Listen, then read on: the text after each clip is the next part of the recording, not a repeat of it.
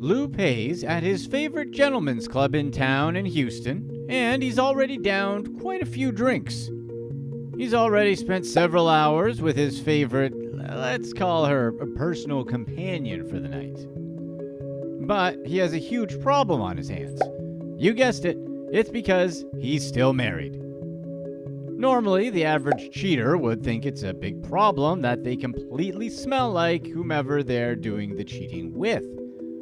But this time, the smell isn't the big issue. Lou will just go to a gas station and rub some gasoline on himself before going home. That was his go-to move to cover any suspicious scents up by spilling gas on himself for the umpteenth time. The big problem now is that he found out his lady friend is pregnant. Lou Pai is a Chinese American who made a fortune from working with the now-defunct energy company Enron Energy Services.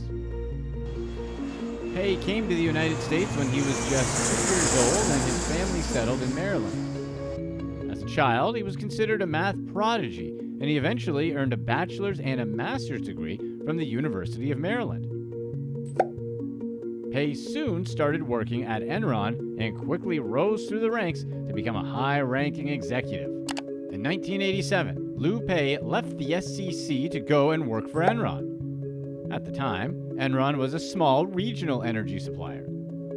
Pai quickly rose through the ranks at Enron and quickly became the CEO of a subsidiary called Enron Energy Services. At the time Pai became the CEO of that subsidiary, Enron was experiencing extraordinary growth. The company's business was booming, and things were going as well as they possibly could.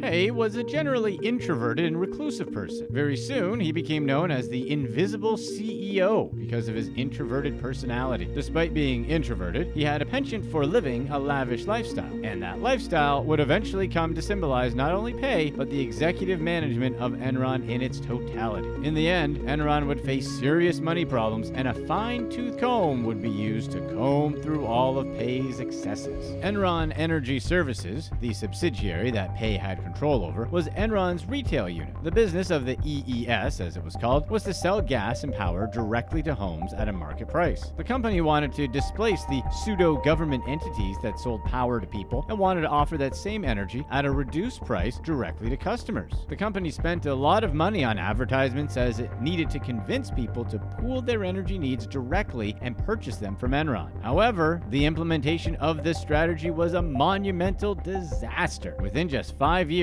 the company blew through $500 million in expenses without generating any significant income. Despite the failure of Enron, Lou Pai was having the time of his life. As a CEO of the company, he earned around $100 million in salary over 5 years. He also received a lot of valuable Enron stock that was worth hundreds of millions. So, what did Lou Pai do with all the money he was making from the Enron sinking ship? Well, the gentleman spent it at gentlemen's clubs, as was appropriate for a gentleman. Despite being a reclusive man, Pai came alive at night. He frequented his magical clubs as often as he could and was quite fascinated by the dancers in them. He was so fascinated by these clubs that he visited them every night and often had meetings in them. After the meetings, Pai would even treat the best performing salesmen to special encounters with the dancers in the club. Pai didn't just go to the clubs to watch dancers. He also made sure to spend lavishly on them. The dancers often didn't believe that Pai, a reclusive and introverted man, was such a powerful CEO. So he spent a lot of money on them to prove that he was indeed powerful and wealthy. Pai sometimes even took these dancers to his high-rise offices to show off, and the club parties would continue at Enron's offices late into the night. However, Pai had a wife,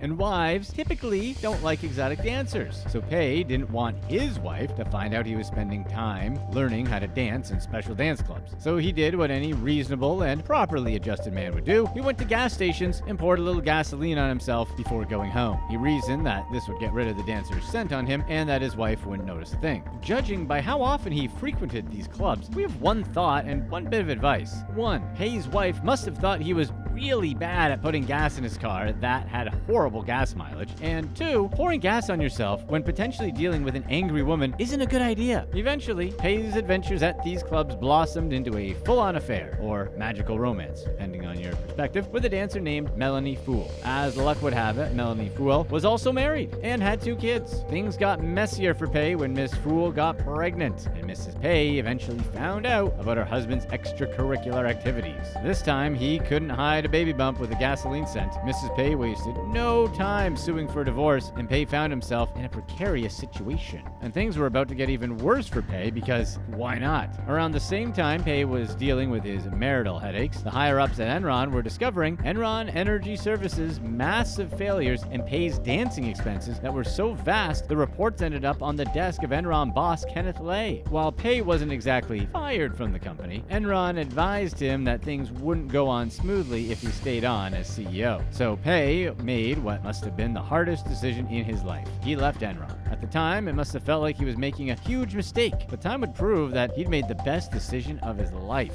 The divorce was hard on Pai. His wife had evidence that he cheated, and she was going to get every penny she could in the divorce settlement. The case was so expensive for Pai that he was forced to sell all of his Enron stock to pay his divorce settlement. Despite being in such a difficult situation, Pai was still quite lucky. At the time he was selling his Enron shares, they were around peak value. Enron's all-time stock share price value was about $90, and Pai managed to sell all of his stock for an average price of $72 apiece. At the end of the day, he made around $250 million from selling his shares. Pai paid his wife, Lana, a lump sum of tens of millions of dollars. He also had to forfeit his Houston mansion, a Houston condo, and a $3 million home in Hawaii as part of the settlement. Left with no wife, no job, and a pregnant mistress, Lou Pai felt like there was only one thing he could do: marry the dancer carrying his baby and move to Colorado. By the time Pai was settling down in Colorado, a few things were happening over with his former employer. Pai had left Enron in June of 2001, but just 2 months later, the entire company was in trouble. The share price was tumbling down a hill, and in October, Enron had lost 2/3 of its value. At this point, the CEOs of Enron were all selling their shares while telling employees that every little thing was going to be okay. By November of that year, a single Enron share was worth just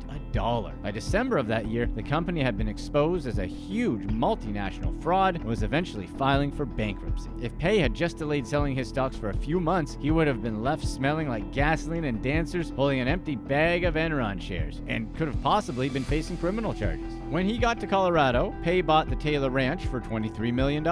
The ranch was so big that for a short while, Pai was the second largest landowner in Colorado. The ranch even had a mountain, and locals began calling it Mount Pai. Pai approached the purchase of the property very carefully. He didn't buy the land at once. Instead, he bought the entire ranch incrementally. He first purchased 23,800 acres of the southern third of the ranch for $6.9 million in cash. He also swapped real estate worth $2.6 million in Texas for it. 2 years later, he completed the purchase. This means that Pai had started purchasing the land even before his wife found out about his affair and he had to leave Enron. Unfortunately for Pai, the property was the subject of intense controversy. Before Pai bought it, it had been used communally by a community of ranchers. These ranchers expected the same unreserved access they'd had to the land, but Pai was having none of it. If the ranchers had all been exotic dancers, he probably would have considered it, but they weren't. Instead of giving them access, Pai decided to beef up security. He fenced out the ranchers better than every other previous owner and employed people to patrol his perimeter. Aside from that, he diligently pursued trespassing complaints in the courts, but the issues surrounding the land couldn't be easily disposed of. The ranch had been a part of a larger portion of land ceded to the United States after the Mexico-America War. Unfortunately, the legal rights surrounding the land as a common area nearby ranch owners were never spelled out. By 1960, the land was purchased by North Carolina lumber magnate Jack Taylor. The legal rights of surrounding ranchers to use the land were in legal obscurity by the time Taylor bought it. However, Taylor knew that the locals believed that they had some claim to the ranch. Unfortunately for the villagers, Taylor didn't believe in those rights and he tried to secure the ranch as his private domain. The efforts of Taylor to restrict the locals from the land triggered a feud that went on for decades. Taylor went to court several times, and the state and federal courts affirmed his right to secure his property. However, the local government wasn't too enthusiastic to enforce the court's judgments. In the end, it was the judgment of Taylor's neighbors that mattered the most. One night, in 1975, a bullet ripped through Taylor's roof and shattered his ankle. That was the straw that broke the camel's back, and he left Colorado soon after.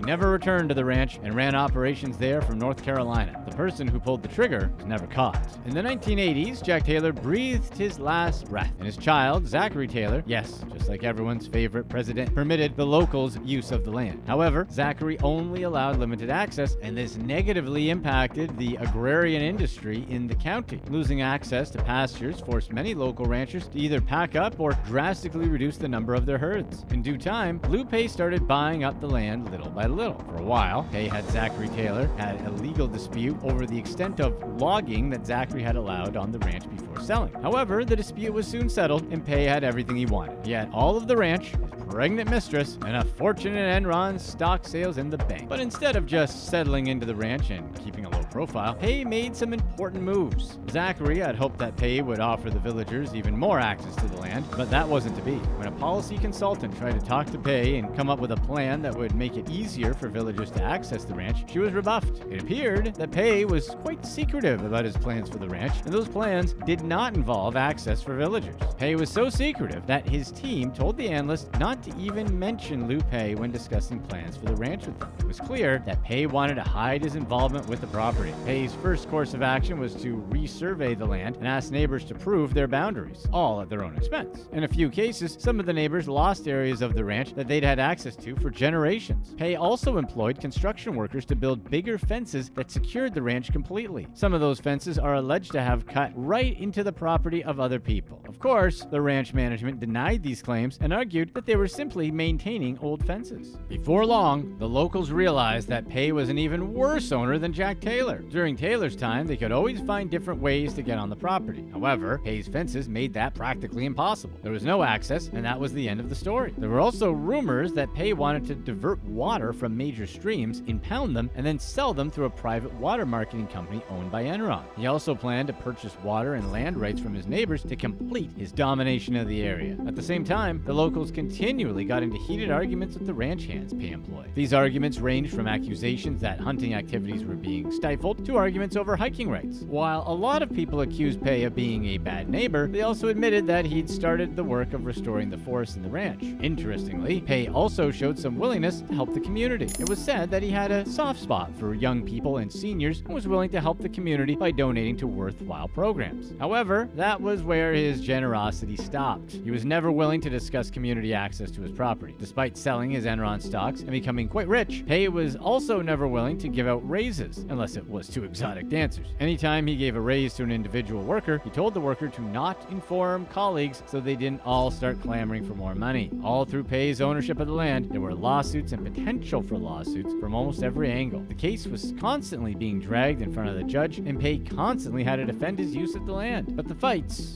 didn't last forever. A year after leaving Enron, Pai finally got tired of all the issues that came with owning the Taylor Ranch. He sold the ranch for almost $60 million, which was more than double what he'd bought it for. These days, Pai is still married to the dancer he divorced his wife for, and they have 3 children. So, to all of you who are positive that that one dancer you saw last night was really into you, there's a chance. You just have to be a millionaire, because apparently that helps. Pai might have sold his Colorado ranch, but he still operates ranches in Texas and Virginia. He's also very interested in Olympic dressage these days. And no, he's never had to face any serious consequences for his role in the Enron debacle. That's the sort of luck you get when you divorce your wife to marry a dancer you met at a club. Click to watch one of these next videos. Let us know in the comments below, what's the luckiest thing that's ever happened to you?